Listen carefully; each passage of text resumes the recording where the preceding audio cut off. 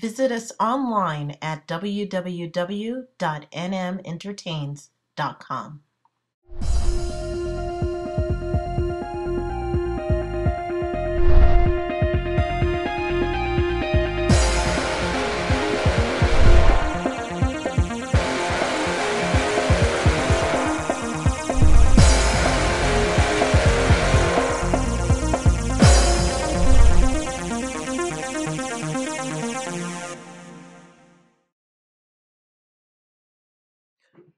Born and raised in Albuquerque, New Mexico, Steven Michael Quezada graduated with a BFA in theater from Eastern New Mexico University. Being a Latino in theater proved to be difficult. The lack of roles available for him only spurred him on. With no experience in writing, Steven wrote a play making a Latino the leading role. The play, The First Chicano President, was a hit and sold out for its entire run. After more on-stage successes, Steven took the leap into stand-up comedy in 1987 and is still going strong and touring throughout the Southwest. In 2010, Steven teamed up with producer Mark Padilla to host the After After Party, the first late-night show of its kind in the state of New Mexico.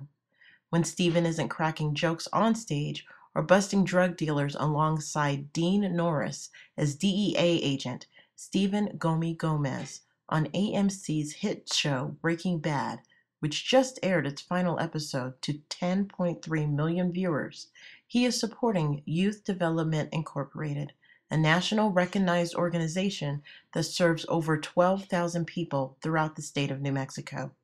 This family man has new projects in the pipeline every day and is still proud to call Albuquerque his home. He joins us here at the ceremonial Rose Garden at Albuquerque Botanical Gardens, and we are pleased to have him.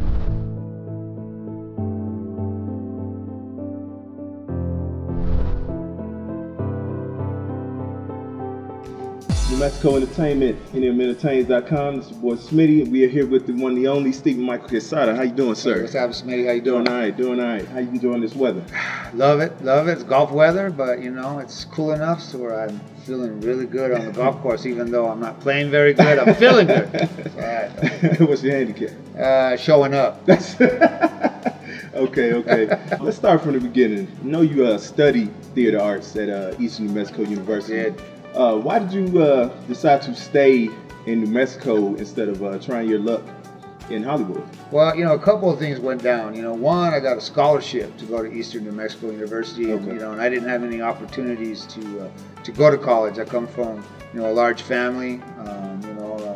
We didn't have that kind of money, you know, for education, and so I took whatever opportunity I can get. And I was very fortunate to get a theater arts scholarship, you know, to attend Eastern. And I went there for 3 years. Okay. You know, I'm a New Mexican, you know, and I think that's just who I am. I did go to LA for a little bit, you know, and did my comedy stuff out in LA for a while, but I miss home, you know. I mean, it's just not, I didn't feel connected. I didn't feel right. And so, you know, I feel safe here. And my kids feel safe here. And my wife likes to be here. And so that's why I'm always probably just going to stay right here. I know you wrote plays pretty much for yourself once you got back to New Mexico and everything. I know one of them was called The First Chicano President. Yeah. Tell us a little bit about that. Well, you know, The First Chicano President was something that I wrote because I was doing community theater. And I was working with La Compañía de Teatro de Albuquerque, which I loved them very much. But they would do like the same old plays and the same stuff over and over in my eyes, you know. And so I remember going to the director and saying, man, there's got to be some like modern Chicano writers out there, something that's hip, something that's now, you know. I mean, I think our audience would, you know, appreciate that and love that. So he fired me. And I'm thinking, you can't fire me, you don't pay me, man. You know, you can't fire somebody you don't pay. You know, I found myself, you know, in between things, you know, because here was somebody who had studied Shakespeare for 3 years and who was a Shakespearean actor, and then went to do Spanish theater. I'm not even bilingual. I'd have to learn the lines and do the roles, and they did a lot of stuff in English, which helped me and saved me. But I thought there's got to be new stuff, and I'm talking this is in the '80s, right? Because as an actor for film and television, that wasn't a way for me. Because there was always one role, Pepe. So when that happened, I thought, well, then I guess I may have to be the modern Chicano writer. So I went home and I got a typewriter. You remember what a typewriter is? I do. Okay, all Fortunately. right. Yeah. You've probably seen it in a museum or something. But I pulled a typewriter out of my brother's closet. And my brother, his name was Richard Quezada, and he was very, very smart, very, very intelligent. He was born with a hole in his heart. He compensated. Yeah. Exactly. And he was funny, the funniest dude I ever met. His brain worked 100 miles an hour. He was witty. He had photographic memory. I mean, there was nothing he couldn't learn. And I always used to tell him he was going to be the first Chicano president of the United States. You know? So when I sat down to write my first play, I thought that's what I'm going to write about. So I made this character who was really smart, very studious, and could communicate at any level, you know, just like my brother, and surrounded him with the Mexican family, you know, with the uncle and the tío and the cousin and the, you know, and all of that. Yeah, the typical stereotypical thing. But at the end of this play, it ended up being a dream. And all those characters actually at the end of the play were his staff. And they were very smart and very intelligent. And that's where I got people, because when it ended, they went, oh, wow, you know, maybe we could do that. It was successful. It hit really well, you know, and every other year we would do it here in New Mexico. The problem, again, was there's no money. Any way to, you know, that most people do to just survive. I couldn't do that, even though I was doing good stuff. So we moved on to comedy. That's a hard choice to make. Definitely. Right? You got to really want to do it and love it. I fell in love with it because I was lucky enough that I was funny the first time out. I wasn't funny the second time out, but I was funny the first time out, and that was enough to get me in it. And then I did that for 25 years and never looked back. Get back to the first Chicano president real quick. Right. I heard a rumor that there was a movie in production for this. Is that true? False? I sold the rights to Montage 3 films Okay. to pay for my wedding. Yeah, I mean, they read the play and they loved the play. It was in play form, is what it is. They want to turn it into a screenplay, and they eventually want to make it into a movie. And they feel that, you know, where I'm at in my career, that I would be able to actually pull that off and play the president, and that would be the coolest thing ever. My brother died eventually when he was 34, and so I think that would be the coolest thing for me as an actor, take that play, turn it into a film, and let everybody enjoy what I thought, you know, was my best story to date. All right, let's get into it. And I know you've been, everybody's waiting on these questions, definitely. You played a very popular DA agent, Steven Gomez, on the show Breaking Bad, affectionately known as Gomi, of course. Yeah. And how did you feel about playing the character, especially being from the town that they based the show? I thought it was important that, you know, one of the good guys was a Latino, man. I was very honored to play a really good, honest character that was honest all the way through. You know, me and Dean didn't want to play him like, you know, typical cops. So that's why the banter went back and forth. And I think that people kind of took that wrong and said, "Oh, he's the president." No, man, he's messing with his friend. You know what I mean? He'd say that on the air when it was one-on-one, me and him. Right. When we're sitting in the car together, it was one-on-one with me and him. You know, it was just what friends do. I mean, I grew up with friends that we did that all the time, you know, and that's what we wanted. We wanted those characters to be real. Once they introduced Bob Odenkirk's character, which is Sal, the lawyer, because then they got, hey, we have all the comedy we need out of this character. And so now we were able to take our job a little serious, become a little bit more involved for the blue meth and finding out who Heisenberg was. It was hard to be a Mexican on Breaking Bad, man. I'll just tell you that right now. They all got killed, and they all died badly, you know. There was all some bad deaths, you know. And for me to go from the pilot all the way to, you know, I didn't ever dream of that. I was just pleased, you know. That's all I can say. Like you said, you survived pretty much the entire 6-year run. How did you find out that your character was going to die, and how did that make you feel that your role was about to, you know, pretty much over? Well, this is what happened, you know. I mean, originally I was supposed to die in the first season. Wow. But they had the writer's strike that year. Yeah. So you remember the year of the writer's strike. Well, what happened was Aaron Paul, Jesse Pinkman was supposed to die in the first season too. That's the way it was. Yeah, that's the way it was written. Exactly. So the writer's strike really helped, I think, not only keeping me in the show and Jesse in the show, but helped the whole overall dynamic and power of that show. So the writers liked me after that, right? So then we came back in season 2, They're like, hey man, we're not messing with Gomez. We like Gomez. We like the way Hank and Gomez are playing Hank and Gomez. We're going to keep that partnership alive. And all the way till the episode before I end up in Tahajuli, right? Then Vince calls me on the phone and says, hey, Steven, this is the phone call probably. And I go, I assume this is the phone call, Vince, because you never called me before ever, right? So when you're getting a call from Vince, right, it's either something bad, and it wasn't really bad. It was a great thing, right? And he talked about how I'm gonna die like a man, and that he had so much respect for me, and that it's my time has come, and because we're out of episodes, we're the end of the whole series. This is the end, So people are gonna start dying, Gomez is gonna die, Hank is gonna die, they're gonna die together, and we were good with it, and that it was almost an old West type of showdown, man, where we had the guns and facing the bad guys, and and unfortunately this time the good guy didn't win, but we died on our feet. We died facing them head on, and I couldn't ask for nothing better than that, man. That showed complete respect for who Gomez was, complete respect for the Latinos, you know what I mean? All the way around, I thought, thank you for that. And so you were one of the only characters that didn't break bad. Never broke bad. Hank broke bad. Even Walt Jr. tried to buy beer. You know what I mean? So you did a little, a little breaking bad. So a little bit, but and then that was what the show was kind of based about. About people making quick bad decisions for whatever reason it was. And all of them did it. Gomez never did it. I think the only thing Gomez kind of did is he covered for Hank. Yeah. And he covered for Hank when he went into the bar and got in a fight and left his gun, and you know what I mean? And then we had to play it off like it was. You guys played as friends, so that's something that a friend would do. Yeah. Is try to help his boy out.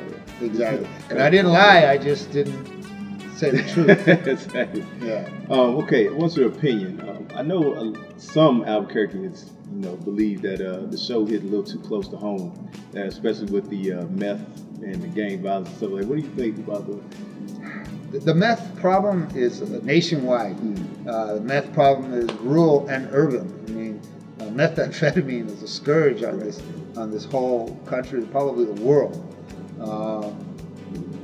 To think that at any point it made Albuquerque look bad, I have to laugh at it. It kind of makes this country look bad, really, but it's the reality of this country.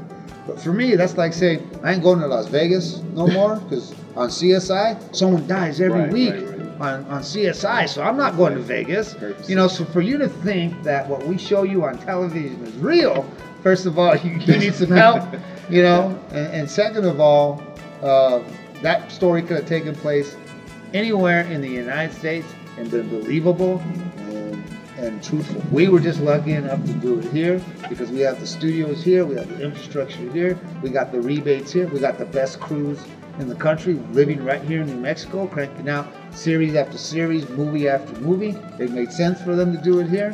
Thank God they did it here. Now that the show is over, I know you want to keep the momentum going. I know you have a couple movie projects coming out. I got a TV series thing that I'm looking at, or possibly a movie. It could go either way. We're talking to funding right now. It's called Duke City. Okay. It stars me and Wes Studi. And he's a brilliant Native American actor, man. And I'm so happy to give him an opportunity to play a lawyer.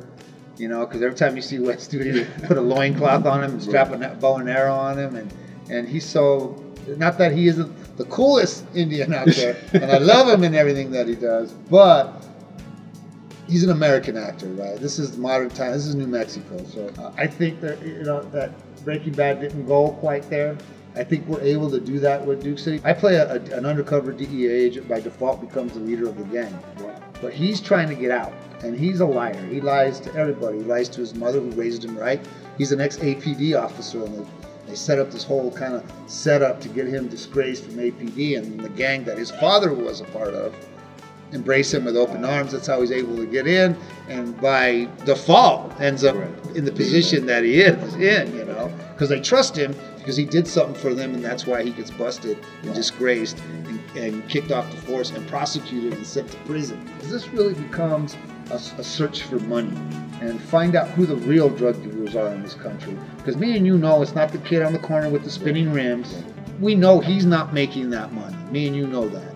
So we know the real drug dealers in this country aren't those kids on the street that we let down because we didn't educate them, and they have no other ways to feed their families or feed themselves and buy stuff and be Americans, you know? So they have to do it that way. So this story, which people may not like, is going to leave the barrio and start hunting this money down as we go into politics and banking and corruption. And we call it Duke City because the character is Duke Montano. Okay. Duke will change too as he looks for this money because he needs to find this money to get out.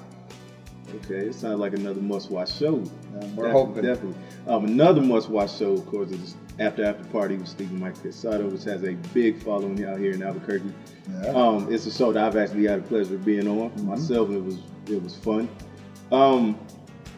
What is next? What's coming up next for this show? Well, the After Party right now, we are talking with a channel on DirecTV.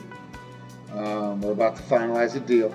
So from a little local show that I created, you know, to really promote local talent, which was local comedians, because you know I'm a comic from here, and there's no opportunities for comics here. You know, to make it as a comic out of here, man, is really hard. I lucked out and got some breaks as a comic, and was able to get on the comedy circuit and play all the comedy clubs around the country, and I lucked out, you know, and I did HBO and I did Showtime and then Get Locos, so I was very fortunate.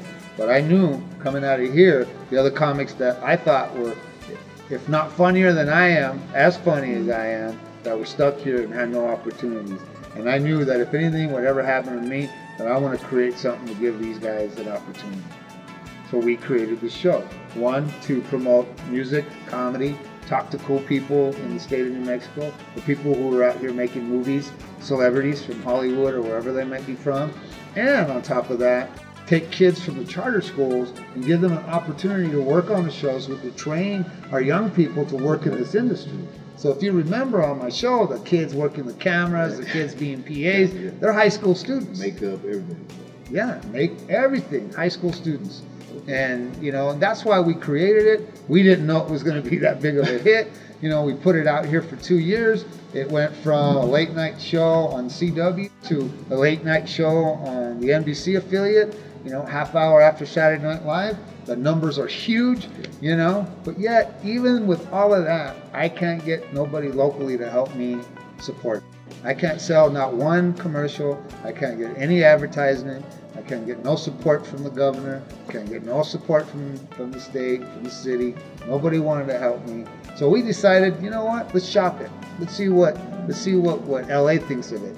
I sent it to a friend in LA, and I sent him all kinds of stuff, right? He'd call me back 2-3 weeks later and say, well, you know, we don't have a place for that. But I've always been trying to pitch something. I'm always trying to find a way in. And he called me back after 3 minutes of watching that show and said, you guys do that show there? Who's doing that show? Looks great. It's beautiful. Who's the band? Oh, the band. I love the band. You know what I mean? So now we've changed people's, you know, their minds about what we can do out here in New Mexico. So it's very exciting, that show for New Mexico, I think. Now you think once people find out that, you know, DirecTV is trying to, you know, pick you up and things like that, you think Albuquerque will try to embrace it a little more? You know, unfortunately, if that happens, it's gone. You know, I mean, you have to get DirecTV to watch it here. And but the good news is, I get to call big corporations and say, I have a national television show that you need to advertise on. And that's why we couldn't get big companies, because they don't sell it. They don't buy advertising on local little shows out in the middle of nowhere in their minds, you know. But nationals do. So we're very confident. We feel really good about the future. Stand-up comedy, I know, I love doing it. I know you love it the same. But it seems like it's a fallback for some of the comedic actors. Once acting is over, they try to go back into stand-up and stuff like that. Is that the same for you, or is comedy always going to be at the forefront of your career?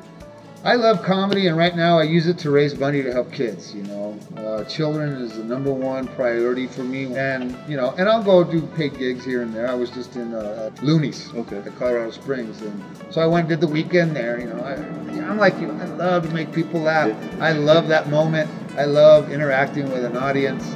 I love the whole live thing, you know. It's just so much different than any other medium, you know. Even though we give you a live studio audience, it don't matter. That camera, for some reason, changes the dynamic of stand-up comedy. Stand-up comedy deserves to be in a comedy club in front of people without a camera. You know what I mean? That's what it's for. It's gritty, it's raw, it's whatever you want, it's whatever they want. You know, we read the audience, but when you're on television, you can only do specific things. You can only say specific words. You know what I mean? And words sometimes help set the joke, make it funnier, believe it or not. People don't know that. And so, God, I love comedy. I want to always continue to be doing comedy. You know, my goal though too is on top of that is producing, executive producing. I mean, you know where the money is, and it's not. I want to be this rich guy living in a big house. I just want to have control so I can help more people, so I can expose the people who deserve it and need it. That's what I love about Arsenio Hall. You know, when Arsenio Hall show came out. Remember, it wasn't all the big, huge stars, and you know, he had some of those, but he'd hook up like new bands coming out, new comedians coming out, independent filmmakers coming out, you know. So when you watched Arsenio, it was like, yes, this is what it's supposed to be, you know. We're supposed to help each other out. That's good. You said you want to help people out. I know you earned the distinction as one of the Duke City's more charitable, like most charitable celebrities out here now. I know you were also on the school board for your school board member for District 5. What motivates you to support like just Albuquerque and New Mexico as a whole? Just, you know, give your time and energy for education. You know, through all this journey that I've been on. Back in 1987, you know, when I wasn't as successful in college as I'd have liked to have been, I knew I had to come back and change that for the kids that were coming up. So the first thing I did is I came back and I got involved with Youth Development Incorporated, YDI, which is one of my big charities to this day. They're strong. They've been together for 40 years. They've been helping children, youth, and families here in New Mexico. And I started a gang intervention program. The kids that wouldn't even look up at me when I went to classrooms to talk, you know, because they were like, shh. You know what I mean? And I go, I want that kid, that kid, that kid. And the teacher goes, no, you don't want that kid. I go, that's the kid that I want. He needs to show up at my office if he wants his credit for class. You're not going to do nothing with that kid. And they were wrong. And I proved them wrong. And I've been involved with kids since that moment, right? And I knew that that was something I had to do and I had to be a part of. No matter what it took for me to do it, I had to do it. That particular program is an award-winning program. It's still going on. It's at the 4th Street Outreach Center for YDI. They have new guys running it. I can't do gang intervention anymore. I got children and a wife of my own. Back then, I didn't have that. I didn't care if you shot me. I wasn't afraid of any of them. I would kick kids right out of there, man. David Wade, one of my kids. You know, kids were saving. You know David Wade, the R&B singer from here. You know, I mean, Marco Nunez, the drummer for the James Douglas Show. I have a list of kids at YDI and what we've done and how important it is for us to do that. So my journey to APS starts there. Then now, you know, as a dad, you know, my kids getting involved in education. Then going from APS to a charter school, I sent them to the Public Academy for Performing Arts. I sat on that board. I wanted to know why that school didn't have a building, why it didn't have a performance space. How is a performing school without a theater or dance halls or dance rehearsal space? None of that. They're all in, you know, this little building where you couldn't even do it. So I said, I'm going to get involved. I'm going to try to change that. Unfortunately, we're still trying to get a building, but I've turned the whole school around. It's the #1 charter school in the state. The kids are doing great. They passed all the tests. And then my daughter, you know, said, well, what about all the other kids, Dad? You help this kid, you help those kids, but you're a product of APS. What about all the other kids? Don't they deserve this? And I said, that means I got to run for public office? I got to run for a school board seat? I go, all my life is going to be put in public for the newspaper and everything. And I go, and I don't have a problem with that because that's my life, that's my journey. I'm not ashamed of it. I've learned from all my mistakes. And I tell people, if you haven't made mistakes, because you haven't done nothing, right? I was worried about my kids, you know, what they were going to have to go through at school. Say, oh, your dad did this, or your dad did that, or your dad did this. And they said, we don't have a problem with that. If you can help kids, Dad, they can say whatever they want about it. I said, all right, so let's do it. So now I start the APS school board. And the reason why I did is I believe all kids deserve that shot like my kids at the charter schools. And that APS needs to start looking at choices for education, you know, and choices for children. You know, we talk about bullying, we talk about all these other issues. You know, some of these kids shouldn't be put in these public schools, man. They don't deserve to be there. You know, it's not their fault that they're a little different, or they're a little nerdy, or they're gay, or they're trans. You know, none of that. They are who they are. They deserve to be in a school where they're loved. And there's a kid that I saw the other day at Papa. He's wearing high heels, man. If he had been wearing that at West Mesa, it right? would have been too good. No, but at where he was at, he had a smile on his face. The kids came out, hugged him, they loved him, and they accepted him, right?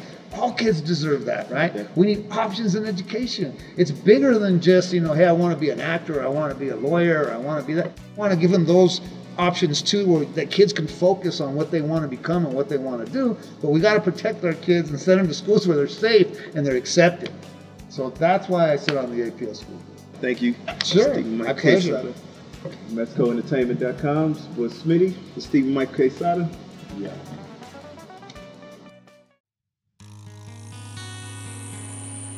This is my town. I know my enemies.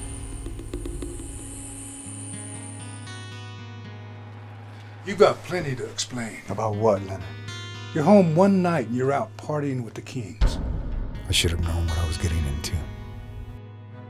You have to trust me. We get our money. Or your little gang of barrio boys are dust. This is King's territory. You don't make threats here. Whatever it is, walk away. Whatever those Washington suits told you, it's a lie.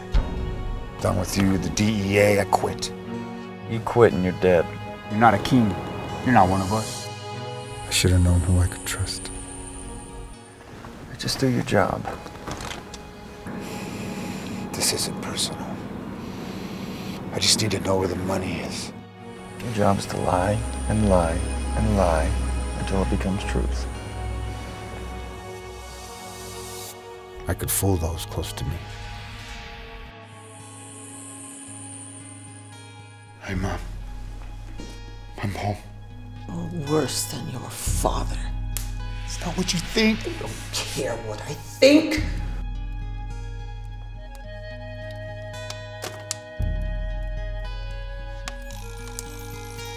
I can stand the heat.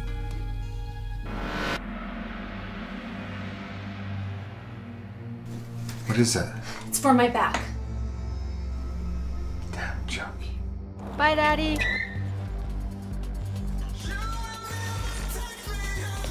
I can take care of my family. What's up, Essa? Nice clothes.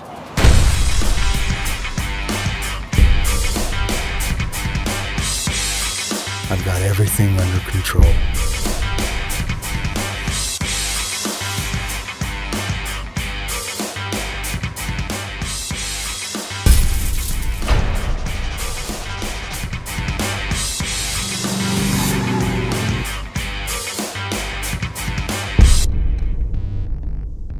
Like I said, I've got everything under control. Or do I?